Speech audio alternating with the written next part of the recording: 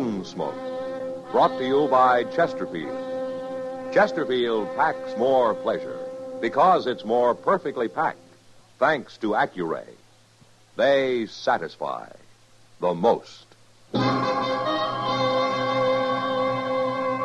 Around Dodge City and in the territory on West, there's just one way to handle the killers and the spoilers, and that's with a U.S. Marshal and the smell of Gunsmoke.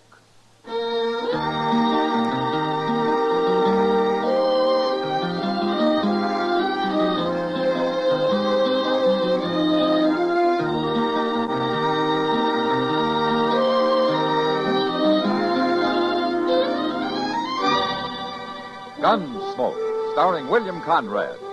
The transcribed story of the violence that moved west with young America. And the story of a man who moved with it. I'm that man, Matt Dillon, United States Marshal. The first man they look for and the last they want to meet. It's a chancy job, and it makes a man watchful and a little lonely.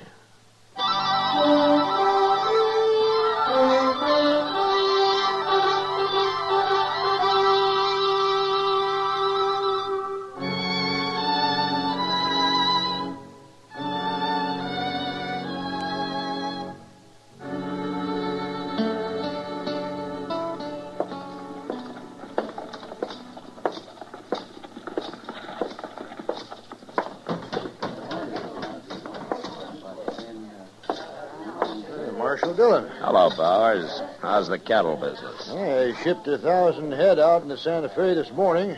Guess I can afford to buy you a drink? Well, thanks, Bowers, but I hear Doc Adams has been looking all over for me. I better go find him. I was in here a while ago talking to Kitty. No? Oh, here she comes. Maybe she knows where he went. Matt? Oh, Kitty. Hello, Mr. Bowers. Hello, Kitty. Doc had to leave, Matt. They called him out to the Smith place on an emergency. But he asked me to give you a message. Oh? You know Ed Thorp and his wife? Well, sure, I know. Yeah, they got a little piece of land right on the south edge of my ranch. They're not doing very good, though. Well, they sure aren't, according to Doc. He was out there last night, and he'd planned to go back for him today. To go back for him? They have to be brought into town, Matt. They've got spotted fever, both of them. Hey, they got a little baby out there, too. Well, that's why Doc says somebody's got to fetch all three of them into Dodge where they can be taken care of. Well, I'll find a wagon and go after him tomorrow. We couldn't get him back tonight anyway. You want some help, Marshal? I got a pack of cowboys who ain't earning their feed. Well, thanks, Bowers, but Chester and I can manage. You might need some help. Oh, what do you mean? Ed Thorp. Sick as he may be, he'll get a gun and fight before he lets you carry him off that place.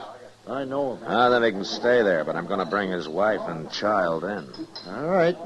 But you keep an eye on him. He can be a bad one.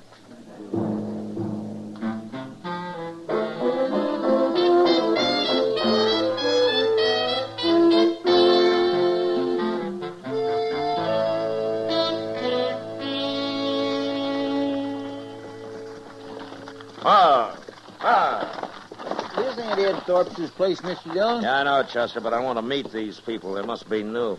Come on. How do you know they're new? You ain't been out this way in over a year. Well, all the more reason to meet them. Now, let's walk around back. I thought I saw somebody there. Nothing but a sod hut and blow dirt. You must be living on nothing. Well, it doesn't look like it, Chester. Huh? Why, he's butchering a calf. Now, where'd he get that? Well, he sure didn't raise it on those weeds his woman's trying to hoe. Hello. What are you men doing here? I'm Marshal Dillon from Dodge. This Chester Proudfoot. I do. Something wrong, Marshal? No. Except your hat's going to get all bloody where you laid it on this calf. Who'd it be? Here. You get sunstroke without a hat. All right. So I was trying to cover up Emmett Bauer's brand. We're starving out here, Marshal. I had to kill that calf. You ain't going to arrest my husband, are you, Marshal? No, ma'am. Not unless Emmett Bowers complains. Well, Joe had to do it, Marshal. We just can't go on without something to eat. Look where I've been hoeing over there. I couldn't plant enough for hardly anything to come up. We can't afford no more seed. Our credits run out in Dodge. Well, that ground doesn't even look like it's been plowed. I done the best I could. It ain't easy. No, ma'am. Not for a woman. We're on our way over to Ed Thorp's. I guess you know that they got spotted fever. I was there this morning. Ed Thorp's dead. Died in the night, I guess. She didn't tell me that, Joe. You mean you left Miss Thorpe and the baby alone over there? I ain't gonna chance catching no fever. But, Joe, the baby.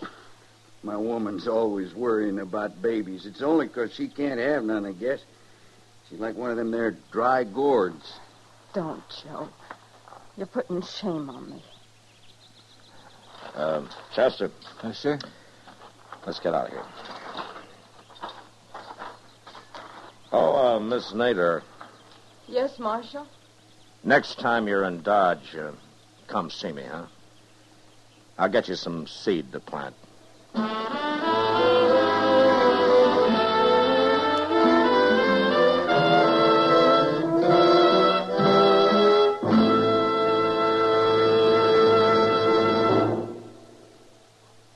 That whistling man, Bobby Haggart, really started something.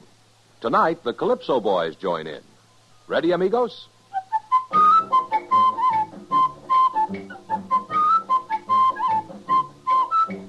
Packs more pleasure, packs more pleasure. Chesterfield packs more pleasure because Chesterfield's more perfectly packed. It stands to reason a cigarette made better and packed better, smokes better, tastes better. And Chesterfield is more perfectly packed by Accuray. This electronic miracle removes human error in cigarette manufacture. So Accuray Chesterfield is firm and pleasing to the lips, mild yet deeply satisfying. Yes, Chesterfield gives you something no other cigarette can give you. Chesterfield packs more pleasure because Chesterfield's more perfectly packed. To the touch, to the taste, Chesterfield packs more pleasure because it's more perfectly packed. By Chesterfield, mild, yet they satisfy the most.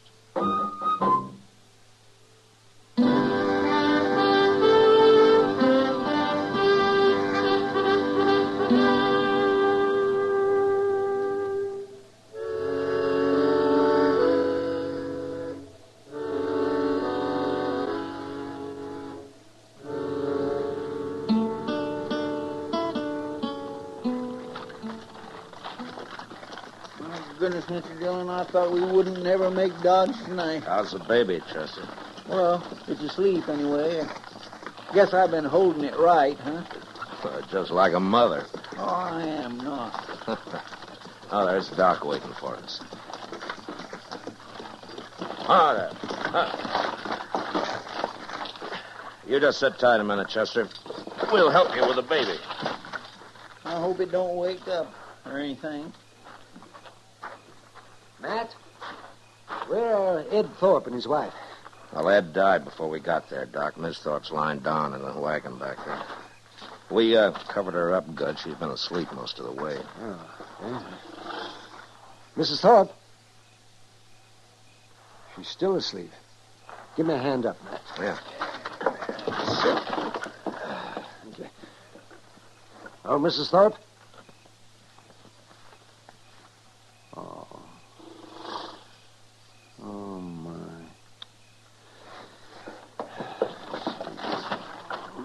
What's the matter, Doc? She's not asleep, Matt. She's dead. No. Died on the way in, I guess. Now we got a baby to take care of. You know, Doc, I think she knew she was going to die. Why? Just before we left her place, she told me that if anything happened to her, the baby was to be put in Ma Smalley's care. And Ma Smalley was to have complete charge over him. Well, what she says goes. Well, Ma's a widow. She's had kids herself. That was a good choice. Yeah. But she's too old to raise them herself, man. Well, we'll worry about that later, Doc. Let's get busy.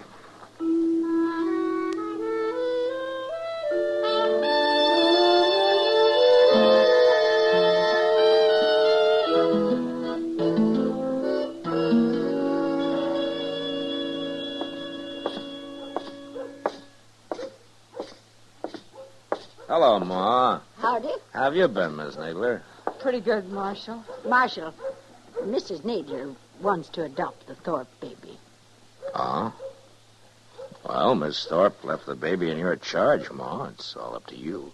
Well, I've had him over a week, Marshal, and I'm going to keep him a while longer so he'll be near Doc just in case. But Mrs. Nadler here seems like a mighty fine woman to me. And I'd let her take that baby, only I'm worried about one thing. I told her, Marshal, and the truth, and she's afraid maybe Joe and I can't make a go of it out there.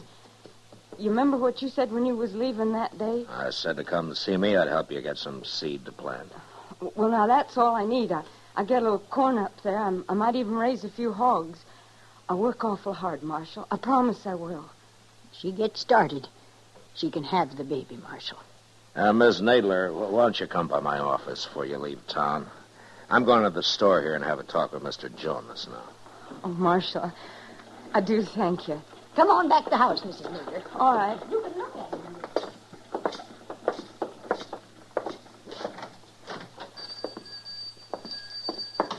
Oh, hello, Marshal. Hello, Jonas. Well, what can I sell you today? I came by to see you about Miss Nadler. You know her, don't you? Yeah, of course I do. Joe Nadler's out back in the stockroom right now. Oh, he is? Yeah. Nadler, come in here a minute. He's buying himself a new pair of boots, Marshal. I thought their credit had run out. Oh, well, Nadler's doing better now. He started bringing meat into Delmonico's and a couple other eating places and paid up part of his bill already, ain't you, Nadler? I don't know as I like you talking about my private affairs, Jonas. Oh, no harm. It's only Marshal Dillon. Come on, Nadler. Those are good-looking boots. They ought to be. Them's the best I stock. Them's $20 boots. $20. I'd buy a whole wagon load of seed, Nadler. You telling me how to spend my money? Does your wife know you've been doing better lately? Family matters ain't no concern of the law. Yours are. And if it wasn't for your wife, I wouldn't bother just warning you. But because of her, I'm telling you to take off those boots and buy some seed and whatever else you need to grow corn with. Now, you look here, You Marshal. shut up! Now, I'm giving you a chance, Nadler. In 3 days from now, I'm riding out to see what you've done with it. It's up to you whether or not you'll be riding back with me.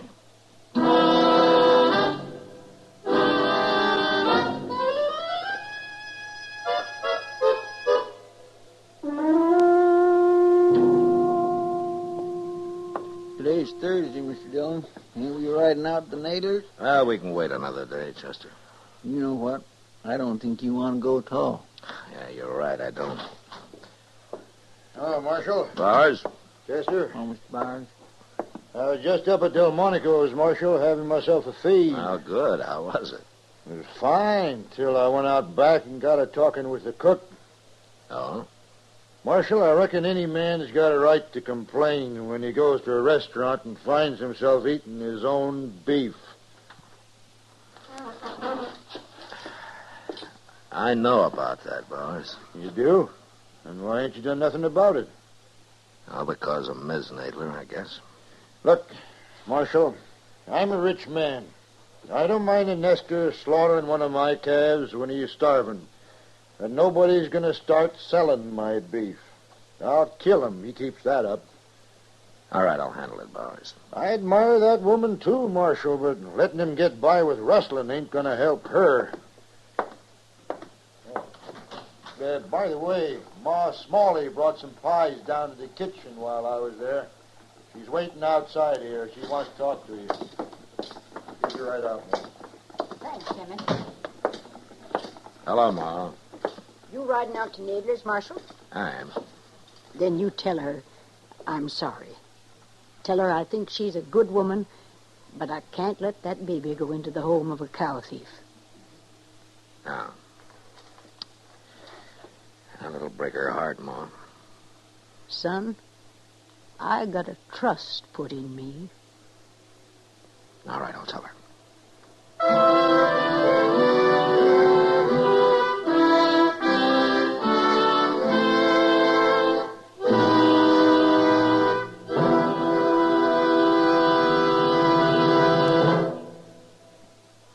Say, where are you listening to Gunsmoke?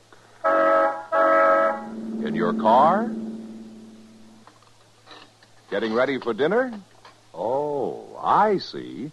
Just relaxing in your favorite easy chair. Well, I'd say you're in a good spot right now to really enjoy a Chesterfield. You see, Chesterfield packs more pleasure because it's more perfectly packed. It stands to reason.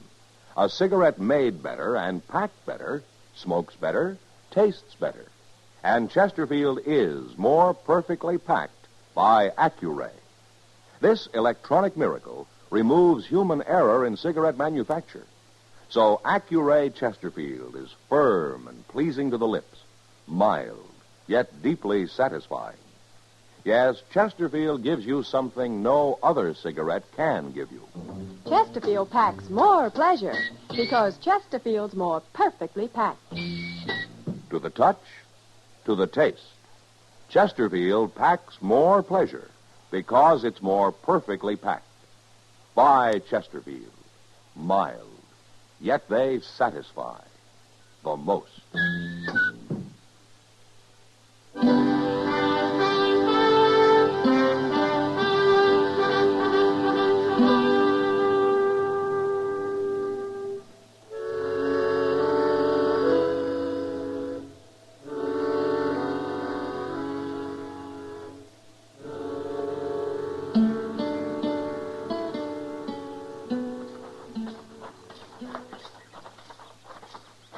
Hello, Miss Nadler.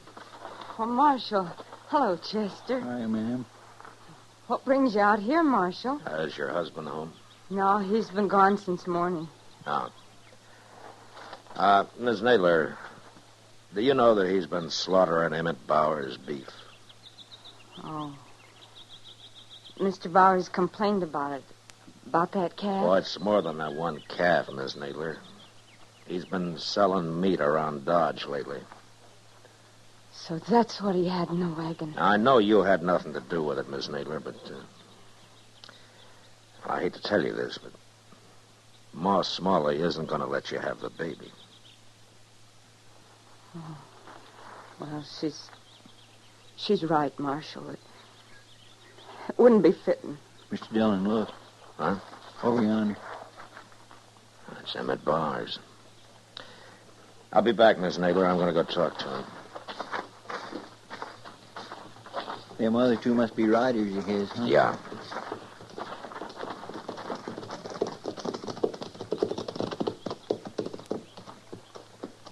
Thought I might find you here, Marshal. There's something wrong, Bowers? One of my men's been murdered. We found him out yonder about 5 miles. He'd been left for dead, but he talked a little. Well, what happened? He's gone now, Marshal, so you'll have to take our word for what he told us. All right.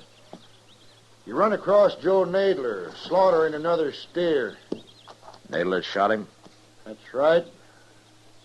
Anything else? Only that Nadler got on his horse and headed for Dodge. I guess he figures he'll get caught, and he might as well get drunk one more time. He'll get caught. I promise you that, Bowers.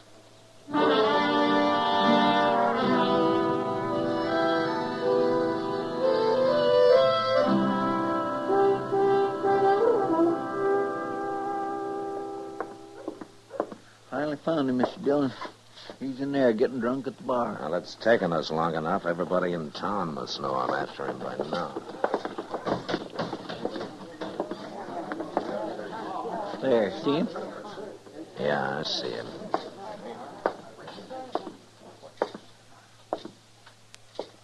Stop there, Marshal.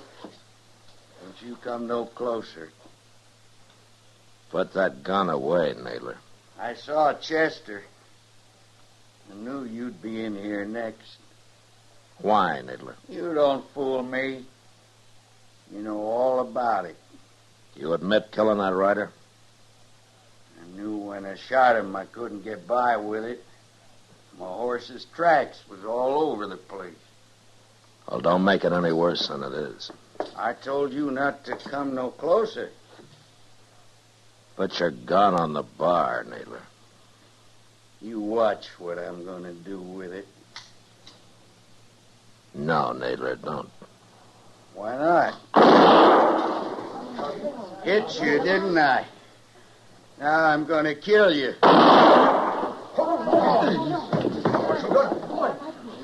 You hurt bad, Mr. Dillon? He hit me in the arm, Chester, but I'll be all right. You killed him. Yeah. Do something with him, will you? I'm going over to Doc's. Yes, sir, I will. Alvin.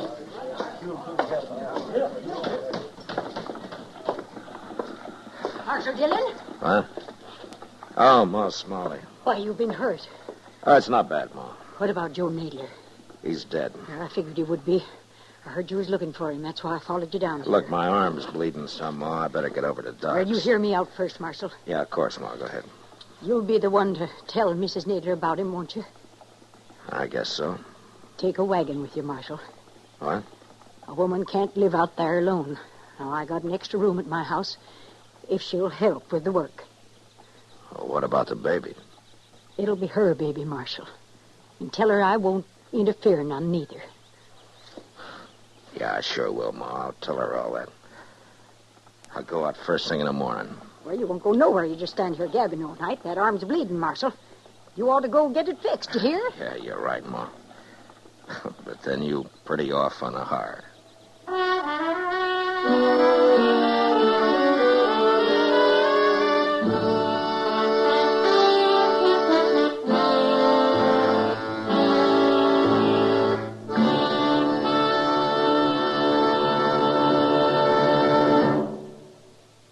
In a moment, our star, William Conrad. Chesterfield packs more pleasure because Chesterfield's more perfectly packed. A cigarette made better and packed better, smokes better, tastes better. And Chesterfield is more perfectly packed by Accuray. This electronic miracle removes human error in cigarette manufacture. So Accuray Chesterfield is firm and pleasing to the lips. Chesterfield, mild, yet they satisfy the most. You know, the buffalo hunters killed off the entire High Plains herd in a few short years, leaving the Indians to starve. And next week, this hunger sets off an Indian massacre. And that was the West. Good night. Gunsmoke, produced and directed by Norman Macdonnell, stars William Conrad as Matt Dillon, U.S. Marshal. Our story was specially written for Gunsmoke by John Meston, with music composed and conducted by Rex Corey. Sound patterns by Tom Hanley and Bill James. Featured in the cast were Vic Perrin, John Dehner, Jeanette Nolan, Virginia Christine, and Frank Cady. Parley Baer is Chester, Howard McNear is Doc, and Georgia Ellis is Kitty. Help today and hope tomorrow is the slogan of the 7th Annual United Cerebral Palsy Drive. Support United Cerebral Palsy.